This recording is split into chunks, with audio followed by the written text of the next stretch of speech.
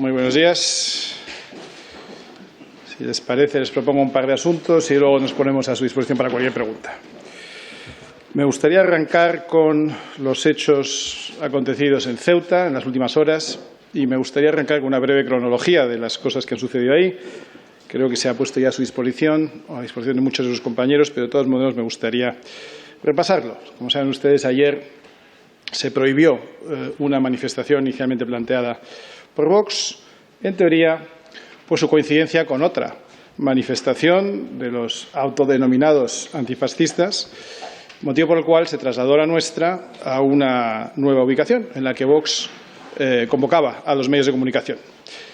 Por hacer una cronología lineal de lo que sucedió. El 21 de mayo, Vox convocaba un acto público en Ceuta y lo comunicaba al Gobierno, tal y como establece la ley y tal y como hacemos habitualmente. De manera posterior a esta convocatoria de Vox, esos grupos autodenominados antifascistas anuncian su intención de boicotear el acto de Santiago Abascal, convocando el mismo día, a la misma hora, en el mismo sitio que lo había hecho Vox, por supuesto, sin dar parte a la delegación de Gobierno ni requerir autorización alguna. El 22 de mayo, la delegación de Gobierno prohíbe la celebración del acto de Vox, alegando, como digo, que no puede garantizar la seguridad al coincidir los actos. Uno absolutamente legal, el de la tercera fuerza política de España, otro absolutamente ajeno a la ley, provocado o generado por antisistemas. El día 23 de mayo, Vox recurre esa excusa con un escrito ante el Tribunal Superior de Justicia de Andalucía y el 24, el Tribunal Superior de Justicia de Andalucía manifiesta aceptar el desistimiento de Vox en recurso contra la prohibición de la concentración. Es decir, como si nosotros hubiéramos aceptado ese desistimiento, asegurando que había requerido la personación de Vox sin que realmente tengamos constancia de que éste se haya producido.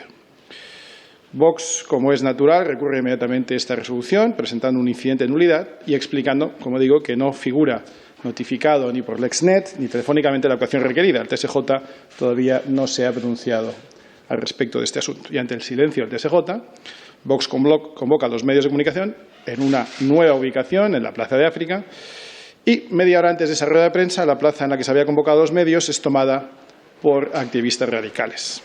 La policía obliga a Vox a retirar el atril y el rack de prensa que habíamos instalado para los periodistas y, sin embargo, permite a esos activistas radicales tomar esa misma plaza para la cual no tenían ninguna autorización. Y mientras, se prohíbe el acceso a la plaza de los simpatizantes de Vox. Es decir, el motivo por el que se prohíbe inicialmente la manifestación de Vox, que era la coincidencia con otra manifestación no autorizada, se traslada con plena permisividad a la nueva ubicación en la que Vox convocaba a los medios de comunicación, justamente para evitar la coincidencia en tiempo y lugar con la otra ilegal manifestación. Ante la imposibilidad de realizar una rueda de prensa en la Plaza de África, Santiago Abascal denuncia a los medios la mafia corrupta del PSOE que ha expuesto a los ciudadanos ceutíes a la violencia de un grupo de energúmenos. Todo esto lo explicamos ayer, pero nos hemos debido explicar muy mal, porque los titulares que hoy vamos viendo dicen cosas como que Abascal desafía la convivencia en Ceuta, una interpretación muy peculiar, o que las protestas de cientos de vecinos obligan a la ultraderecha. La ultraderecha, al parecer, somos nosotros, a cancelar un acto en Ceuta. O ya esta que dice Abascal mantiene su acto en Ceuta pese a prohibirlo en la justicia, cosa que no se corresponde con la realidad. He visto también otro que decía que había violentos enfrentamientos en Ceuta entre seguidores y detractores de Abascal, titulares que, como digo, no corresponden con la realidad. Lo que les mostraba hoy son una breve selección de titulares incorrectos. Hemos podido ver también algunos comentarios en televisión, en algunos otros medios completamente desconectados de la realidad. Como les decía, y por resumir, lo que pasó ayer en Ceuta es que el Gobierno de España prohibió un acto de un representante político de la tercera fuerza política de España, asegurando que no podía garantizar la seguridad ciudadana por la presencia de los autodenominados y mal llamados antifascistas. Lo que sucedió ayer fue que, ante el silencio de la justicia al recurso presentado por Vox, este partido decidió no realizar el acto y convocar en otro sitio y en su lugar, en una plaza al aire libre, una rueda de prensa para los medios de comunicación. Y lo que pasó fue que la mafia socialista, que utiliza las instituciones públicas, que son de todos, para sus fines partidistas, permitió la entrada de esos mismos violentos que les había servido de excusa para no autorizar la manifestación inicial y, sin embargo, permitió, como digo, su entrada al lugar donde se había convocado la rueda de prensa. Más de una hora de insultos, de amenazas, de cargas violentas aguantaron los representantes y simpatizantes de Vox que estaban congregados en ese hotel Y como saben ustedes, pues hubo detenidos, hubo agentes de la policía heridos y hubo destrozos en las calles. Lo que no hubo, porque no la hay nunca, es violencia por parte de ningún miembro de Vox. Eso es algo que se destaca poco, pero que a mí me gustaría poner en valor. Lo que no hubo tampoco ayer en Ceuta fue libertad, ni libertad política para expresar nuestras ideas, ni libertad periodística para que ustedes o sus compañeros las pudieran escuchar.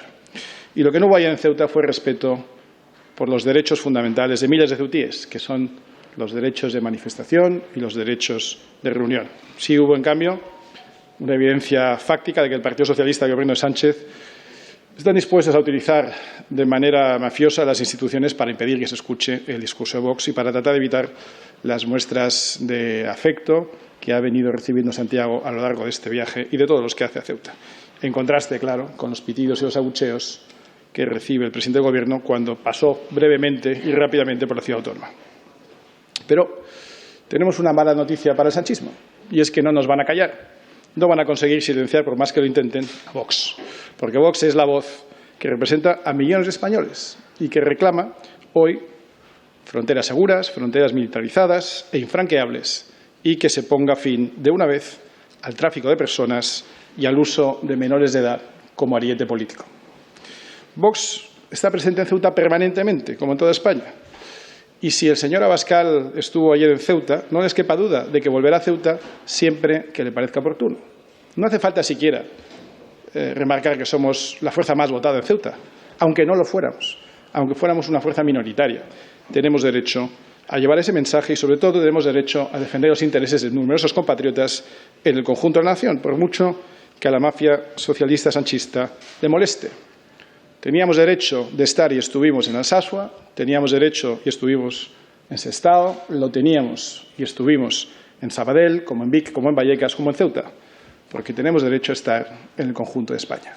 Y no les quepa duda de que seguiremos estando en todos aquellos sitios donde haya un solo español a quien tengamos que defender.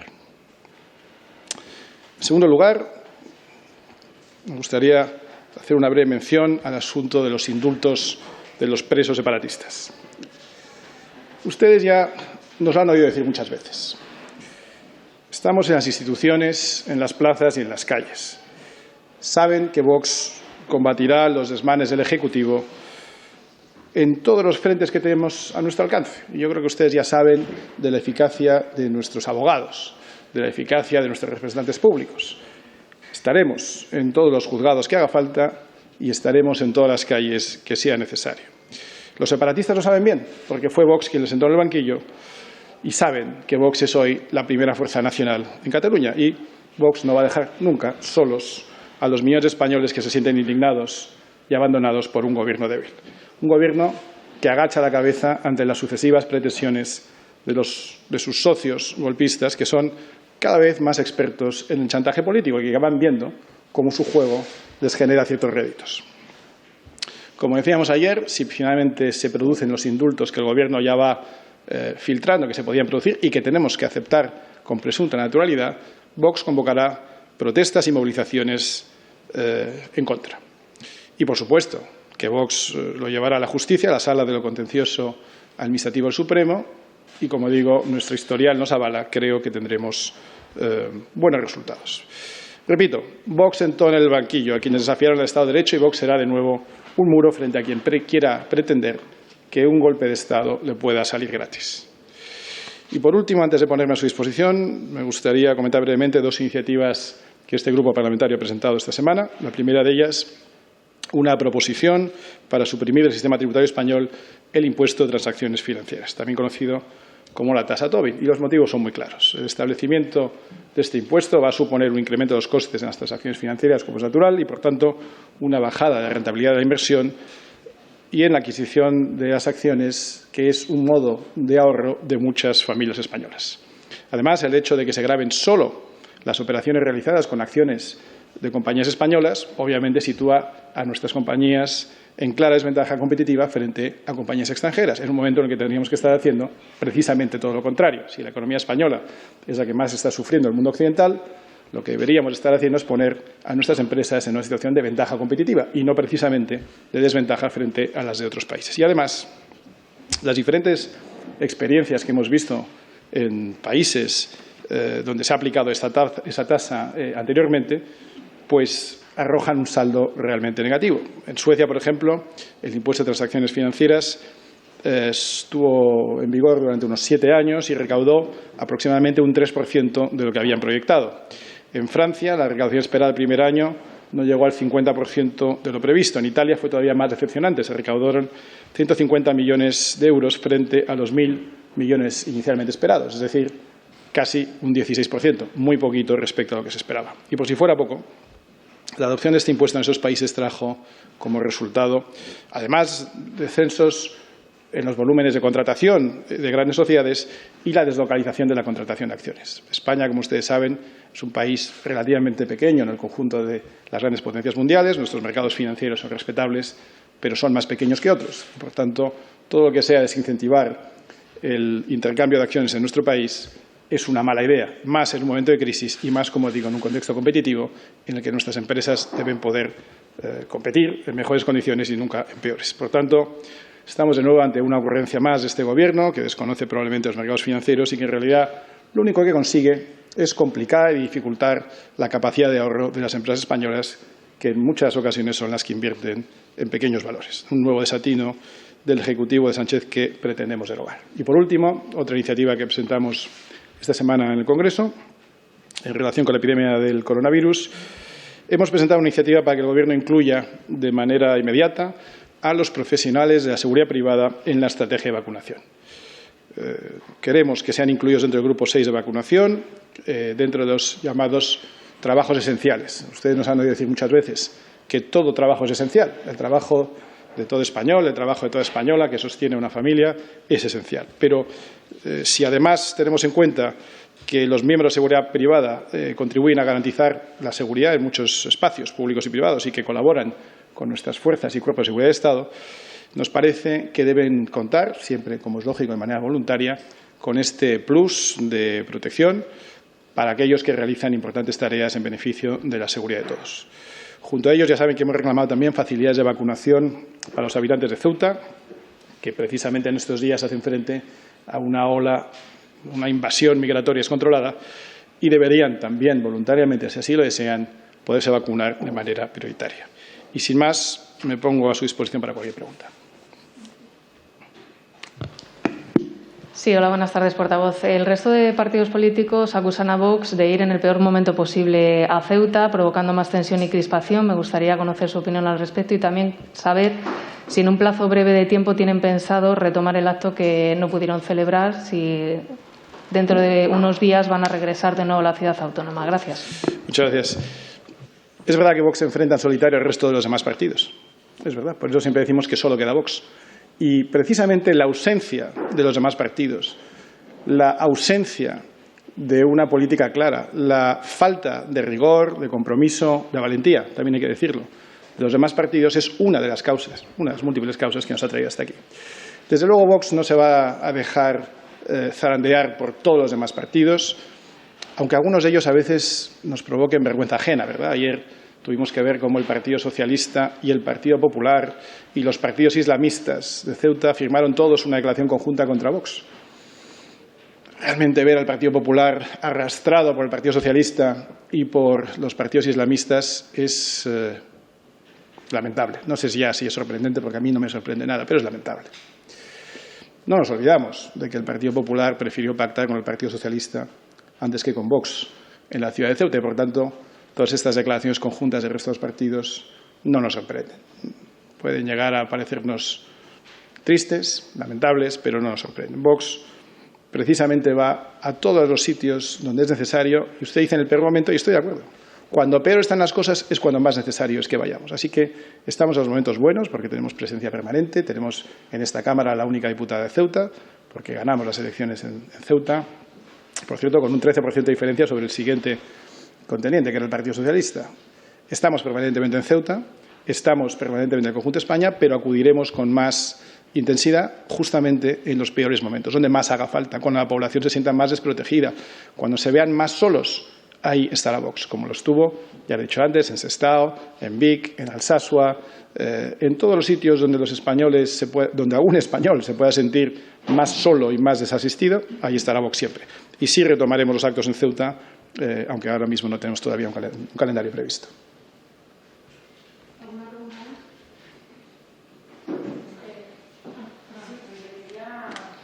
Preguntar por los indultos. Conozco su posición. Ya han dicho ustedes que si se producen los indultos a los presos, a los líderes catalanes que están en la cárcel, ustedes van a recurrir. Más allá de eso, ¿usted cree que los indultos pueden ayudar a la resolución del problema que hay con Cataluña? ¿Creen ustedes que van a ayudar al diálogo y a que pueda haber más entendimiento entre la Generalitat y el Gobierno central? Gracias. Gracias. No sé muy bien a qué problema con Cataluña se refiere. Cataluña no tiene ningún problema con España ni España con Cataluña. Hay un problema de unos delincuentes que están encarcelados por haber roto la ley, por haber sido avisados sucesivamente de que estaban rompiendo la ley y que han decidido continuar rompiendo la ley. Y mire, sin ley no hay democracia. No podemos tolerar que los que rompan la ley se sientan impunes. Y sobre todo, aquellos que han jurado guardar la ley y hacer guardar la ley, los que son garantes del Estado en Cataluña, pues no es otra cosa los que representan a la comunidad autónoma que la representación del Estado en ese territorio. Por tanto, precisamente los que representan y ostentan cargos de representación son los que deberían dar ejemplo. El problema no es con Cataluña, el problema es con un número muy pequeño de políticos irresponsables que, si no es por Vox, probablemente hoy no estarían en la cárcel, pero que están desgraciadamente encarcelados. Digo desgraciadamente porque a nadie le gusta encarcelar o que se vea a otras personas encarceladas, pero desgraciadamente porque han cometido delitos graves, de los más graves que se pueden cometer sin derramamiento de sangre en tiempos de paz. Por tanto, el problema no es con Cataluña, el problema es con algunos dirigentes muy irresponsables que hoy están viendo cómo otros dirigentes también muy responsables, que son sus socios, los que están en el Gobierno de España, están pretendiendo burlar la ley para que precisamente no tengan consecuencias sus actos delictivos. Y añado un factor que es muy importante, que es el factor "ho tornarem a fer", es decir, lo volveremos a hacer, que es la enseña con la que ellos se presentan cada vez que se les pone un micrófono delante. Lejos de haber mostrado ningún tipo de arrepentimiento, los presos que están en la cárcel por motivo de su quebrantamiento de la ley han demostrado que quieren volver a hacerlo. Yo no he oído todavía a ninguno de ellos decir que se arrepienten de lo hecho. Es más, me remito a palabras de Pedro Sánchez. Ya no sé si era el presidente del Gobierno, era Pedro Sánchez cuando hablaba. Y cuando decía que los presos ni siquiera habían pedido el indulto porque no se arrepentían y que, por tanto, este tema estaba fuera de toda cuestión. Pues mire, el tiempo ha pasado, su actitud no ha cambiado y debería seguir siendo un tema fuera de toda cuestión. ¿Ninguna pregunta más? Muchas gracias.